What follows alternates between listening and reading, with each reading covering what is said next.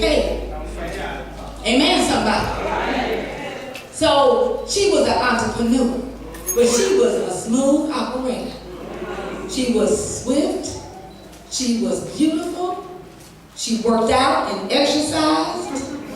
Okay, come on, she was a prostitute. Can we connect this thing, please? All right, come on, stay with me. Okay, you want me to slow it down a little bit more? So my girl was out there working them abs. She was in that field, running around that field. She was lifting up that barrel head. Come on, somebody. She was doing whatever it took to keep herself fine. Because she knew she was the provider of her family. And when the king would call for her, he was swept off her feet because she was so beautiful. But she had also heard about the God of Israel. And she knew once they had taken the land, she knew she had to come up with her exit plan. So God sent Joshua. Joshua sent the spies. Go and check out the city.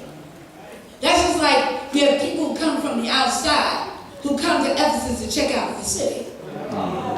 I'm looking for a new church. But yet you walk right past me and don't speak. Nobody smiles in this church. No one invited me home for Sabbath dinner. I said that to somebody, and really you think I wanted your husband? Why do you think I want your husband and you don't even want him?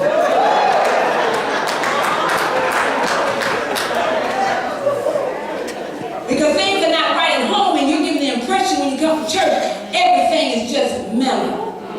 Putting up appearances. Amen, somebody? Now somebody sleeps next to me, wake them up because I will come tap somebody. You don't sleep on Detroit, amen? So being an entrepreneur, being beautiful, being a woman who knew how to take care of her body, I'm talking mind, body, and soul here. She had a soul for the people of Jericho, but then she got a soul for Christ, for God. So as the spies came, she took the spies with her and said, you wait here.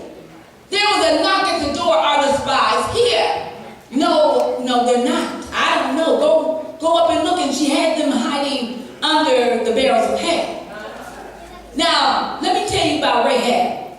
Girl was a negotiator. She was a negotiator. I like when I go to meetings sometimes, I'm one of the doctors for the NBA players. And so I go in and negotiate my contract. So they make that much money, huh? Then I think I should make a little bit more. Because I'm going to do all the work to keep them on the basketball court. Amen, somebody? Amen. We have players who are doing things and then in 5 years they're broke.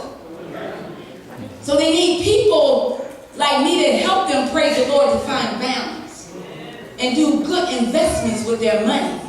The NFL, NBA, hockey players, and see, Detroit is the comeback city. People are moving all over the world to Detroit. So, looking at the fact that she was a negotiator, she negotiated with the two spies. And she said, if I do this, she said if, because you're going to give me your word first. Because if you don't give me your word, I'm not doing anything. They can take you. So she said, if you come back and remember me and my family, then I will protect you. So they told her to hang a red scarlet rope. Did they not? Yes. Not blue, but some of us will put a blue one out. Some will put a green out. Am I right? Because sometimes, number 4, we don't know how to follow God's direction.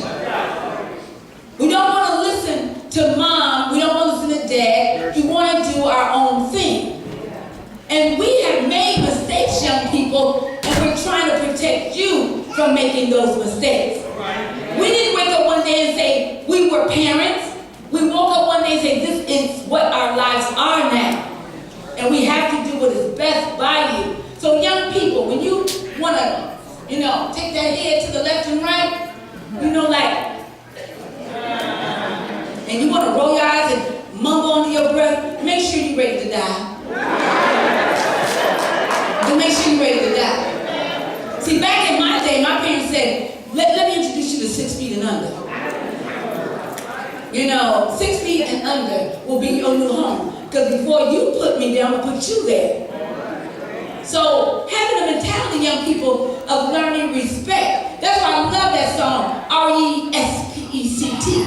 Respect. I can say that in church, is that right? That was the model for women who were being abused and battered. And Aretha took that music, that song, and rewrote it because of what she was going through. So young people, we must respect. Husbands, we must respect. Wives, we must respect. Women, young women, don't allow a man to touch your body who is not your husband. Don't let a young woman touch your body who's not your wife. That is supposed to be sacred. Well, it's okay for he and I we can just lay in bed, or we can live in the same house in 2 different bedrooms. We're getting married in 6 months. Who do you think you're dealing with? A stupid God? Really? You're trying to negotiate sin. You can't negotiate sin.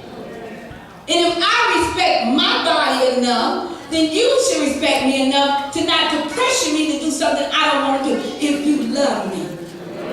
They got nothing, like Tina Turner said, love ain't got nothing to do with this. This is about you respecting me. And see, don't make the mistakes, young people, and those who are dating, engaged. Don't make the mistake like Adam did. God will give you another Eve. God will give you a better Adam. But if you decide to go ahead of God and do and commit sin, and that man or that woman becomes your God, then you better be ready for the consequences. Because anytime we go against God, there are consequences. He's a merciful God. He's a faithful God, but there are consequences. So Rahab did what they told her to do. So when Joshua came with the army and the priests and the tabernacle, they walked around the city how many times? Why y'all act like y'all don't know y'all words? Why y'all? 7 times, the complete number. And the first 6 times they walked around in what? Silence. And on the 7th he said, shout. Now get this, picture this, okay? All right? Now this is Jericho. Hey, honey. Now, this is Rahab's house. Rahab's house is in the walls of Jericho. It wasn't inside the Jericho city. It was on the walls of Jericho. Here was her door. She walked in. Now, when they shouted 7 times, the entire city fell. But Rahab's house was not touched. See, y'all don't get this. Rahab's house did not come crumbling down. Because Rahab and her father and mother and everyone was inside the house. And I can see Rahab's father saying, child, we need to go. Sit down, Daddy, sit down. I got this under control. You know, her house never failed. So when Joshua said they took the city and they came together, Joshua said, go and get Rahab and her family. Now here we are with a woman who learned about the man of God, the God of Israel. She was an entrepreneur. She was a negotiator. But also she had the spirit to help others. We've gotten away from what it means to want to help others. I got mine. You get yours. You know, I have opportunity to be with a lot of famous people. And I watch them because mental health and mental illness has no price. When you walk through my door, you're looking for the same thing, healing and understanding. When I walk out to meet you, hello, my name is Dr. Logan. How can I help you? Your title, who you are, does not matter to me. You are God's child, that's all.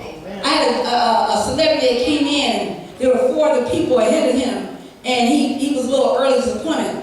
I think you should take me now. Do you know who I am? I said, do you know who I am? I said, you don't run this. Now, if you need to leave, you can reschedule or find someone else. But you're not going to intimidate me to do something that is out of order. See, Rahab was not going to be intimidated by the king, the men, the guards. She did not allow herself to be taken out of order. How many times do we allow the enemy to take us out of order to do things that we have no business doing? Saying, we shouldn't be using profanity. We shouldn't be, sir, right here, what's your name right here? Right here, can you come here, please? Come here for me a second. He's so intensely looking and hearing the word of God. The Holy Spirit told me to call on him. Praise the Lord. What's your name? David, nice to meet you. All right, stand right there, David. I need another mic for David. I need another, what you say? You need another mic, all right? Now, we are engaged. We married. Praise the Lord. Amen. He said, all right. Here's your mic. Now, we're talking about how we treat others, being a person of character integrity, being what God has called us to be, because truly God had called Rahab, but Rahab had to answer the call. See, the call is given, but a lot of times we refuse to call. Where you been? Where you been? Don't say anything. I've been calling you on the cell phone that I bought you. Why are you? See, I should have left you alone a long time ago. I saw the red flags. I saw the red flags. I knew something wrong when you was living in your mom's basement. I knew it. I knew it. But no, I said, I can help you. So where have you been for the last 6 hours that you didn't answer your phone? And then I sent you to the store to get some groceries. Where are the groceries? Where are they? Speak up. Speak up. See, this is what I have a problem with. The wedding is in 5 days. 5 days. Okay? You have not given me the money for the reception yet. Where is the money?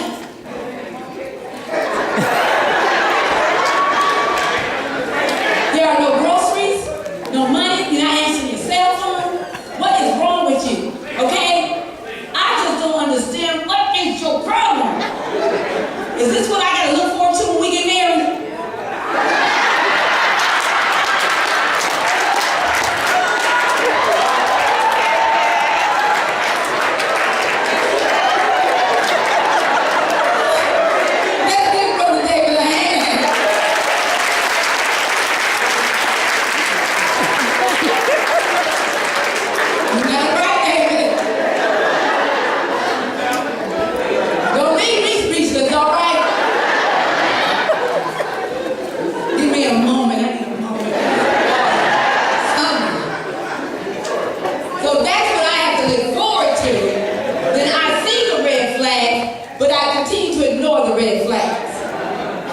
Because I want to be with that person, or I need to do this with this person. I see the potential in that person. All right? You better listen to God.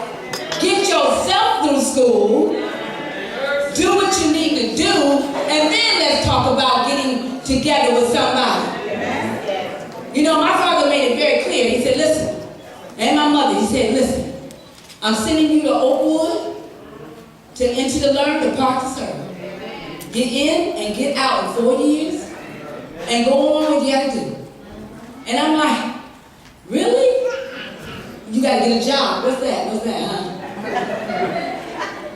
Rahab had a job, and then she had another job to obey God. Don't you understand when you obey God, God has already fixed it for you? He's able. He already paid the price. On Calvary, they hung him high, stretched him wide. Why are you still battling with this thing? And why do we, as a people of God, we will not set aside the necessities so that we can be financially independent? As soon as we get it, we want to run and spend it. See, Neiman Marcus, they've got their mansion. Saks, Macy, Nordstrom's, they've got theirs. All right? Christian Louboutin, amen, somebody. Amen. But the bottom line is, if I can give to help others, God's going to give me more to serve him with. The prayer to bags.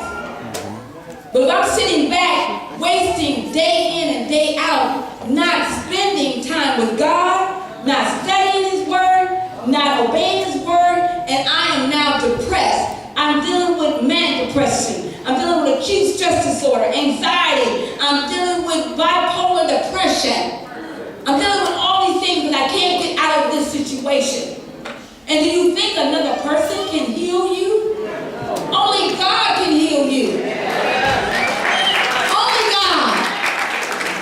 But you have to change your mindset. Rahab changed the mindset of the way she was doing things. She changed her attitude, and then she did not sabotage her outcome. See, and then she got to the camp. And she saw all the brethren at the camp. Come on now. I see you. I see you, son. And she asked Joshua, who is that? She said, that's Solomon. He needs a wife. Now he is a prostitute, a harlot, that becomes the wife of a leader of the Israelites. But not only that, she begat who? Who did she beget? She didn't beget David. David came later on in the genealogy line. Boaz. Boaz married Ruth. You're all looking for your Boaz. You better start looking for Jesus. Stop looking for Boaz. Look for Jesus. Jesus will give you the right spouse. And then from there came the line of David. So here was a harlot, a prostitute, who became the great-great-great-grandmother of King David. And in the line of Jesus. God can use anybody, anytime. But you have to be open and willing not to sabotage what God is doing for your life. How do you know what God is doing for your life? You have to listen, you have to pray, and you got to get rid of that spirit, that carnal spirit. You know, 1 month I was on like 12 planes in 4 weeks. Then I had to fly over to Dubai. That was 31 hours. Came back. Had to go back over to Europe. Come back. I said, God. And I got pneumonia. The doctor laid me, said, you got to lay down for a month. I said, I can't do that. And he said, if you don't, you're going to die. So I had to be obedient. I'm still going to the airport, going to my next speaking engagement, my next conference, my next engagement, the next TV show, the next book signing, the next, this is my new line. I design all my clothes. So I have a clothing line coming out. So I'm doing big business overseas. Amen, somebody. You better take that little needle. If you know how to make anything and put it on YouTube and start you a business. Put it on Instagram. Amen. I'm talking about how God, in the story of Joshua, this is all the word of God. But what really got me was the last one. Open your sword. Open your sword. Open your sword. I'm almost done. Almost done. I ain't gonna let Sister Dudley do what she did to me last night. Amen. All right. And then it says, hold on. And he said, and let me know when you have it, Joshua 2. Joshua 2. Verse 12. Now therefore I pray you, swear unto me by the Lord, since I have shown you kindness, that you also show me kindness unto my father's house, and give me a true token, and that ye will save alive my father and my mother, and my brethren and my sisters, and all that they have, and deliver our lives from death. And the men answered her, our life for your life. If you utter not this our business, and it shall be done. See, a lot of times we like to tell other folks' business. We like to go into other people's lanes that have nothing to do with you. Only when I invite you into my lane that you should be talking about my business. That is how Satan destroys the church, with gossip. Backbiting. I know better than you, you know better than me. We're all filthy rags saved by grace. I wish somebody would tell me, that I don't love Jesus. You don't know what's in my heart. Because I don't praise him like you do. Or you may not be as loud as Dr. Kim. I can't help it. This is who I am. Amen. I was the loudest of all the siblings. I have an A-type personality that I want to talk about this afternoon. different personality types. You better know who you're living with. You need to know who's on your board of directors. You need to know who your teachers are. You need to know who you are dating. Do you know their personality types, all right? And then it said here, all right, and it shall be when the Lord has given us the land that we will deal kindly. Deal what? Kindly. And truly with thee. Then she let them down by a cord from the window, for her house was upon the town wall, and she dwelt upon the wall. And so I said all that to say she did not tell the business. She could have gone. She could have gone, Kim, and told the king. She could have told the guards, but she did not. She did not sabotage her outcome. Tony, come play for me. Pass me now. So many times we go through things. I've had a journey. I've had a hard journey. In 2013, my medical building was burned down by a man who killed his ex-girlfriend and then burned the building. He told her when they started dating, don't ever contact my wife, because if you do, I'll kill you. So a court order was issued, a protective order. The mother called, and the mother said, you need to put your husband in check. What are you talking about? So she called the husband, and the husband said, okay. The next day, he went and saturated the building. I was there on April 7th.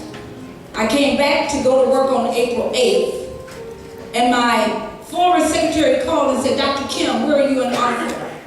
And I said, we're on our way. They said, the building is on fire. He killed her and then killed himself. Not before burning the entire business. 22 years of my life. Everything was lost. I stood outside the building and I said, oh God, oh God. Within a week's time, my daughter called Micah and said, Mama, I got the test results because I felt a lump. I said, where's the stick? It's okay. And she said, Mama, I have stage 2 breast cancer. I said, so now, enemy, you couldn't take me down because if my husband and I had been there, we would have died in the fire. You were angry at the Bible study that I was doing for the homeless, feeding the homeless, letting the homeless wash up in my building. So now you attack my daughter's body at the age of 31. Then 4 weeks later, I get a call from my mother and said her cancer was back. December 2014, Mama died. I said, okay. 2015, my aunt died. And then I began another journey. I started my life, you can show the slides, with my husband and I. A good man, a kind man. This is him there on the slide with our oldest daughter, Micah, with her pink hair for breast cancer. Me, our oldest, and our baby girl, Aaron. A 37-year ministry together. It's something when you love a man so much. We traveled to the youth congress. We traveled to the Just Claim It. He said, I'm not feeling well. And I said, what's the matter? He said, I'm just not feeling well. And he said, take me to the hospital. April 28th, he was diagnosed with balled up cancer. Never had cancer. But he served in the Vietnam War, and with the Agent Orange, 60 years later, came back with a havoc, or 50 years later, and it attacked his body. So now, on October 28th, 2016, I had to lay to rest my husband. I visited the cemetery, and I had to remind myself that I have so much to be thankful for. God gave me a good husband, a good father, a prayer partner,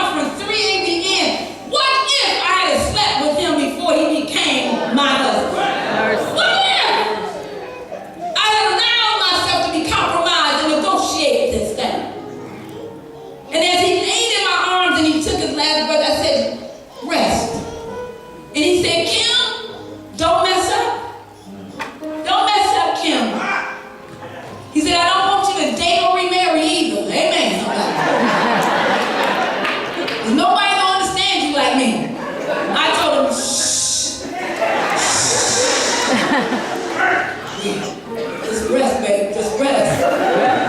The Lord's gonna do what He gonna do. And He said, promise me that you won't.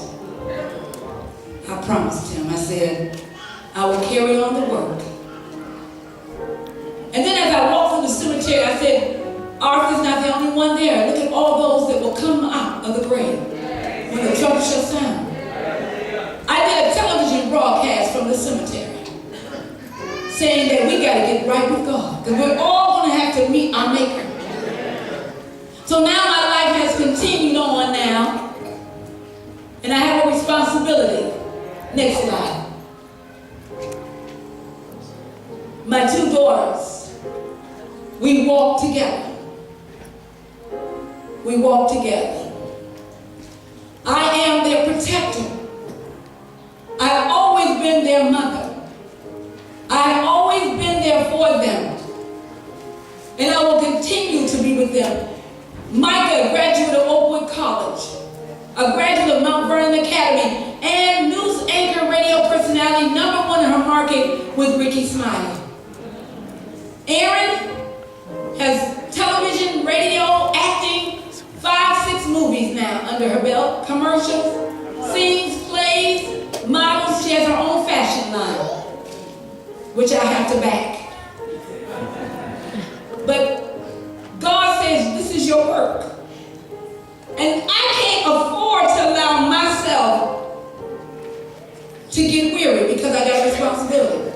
The next slide. This is us alumni weekend. I had not been since my husband died.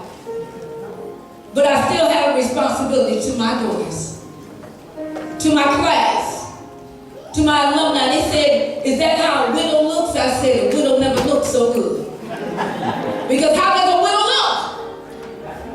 You ought to smile and let people know that God's with you. Yes, am I sad or hurt? Because someone is missing in that picture from 30-something years.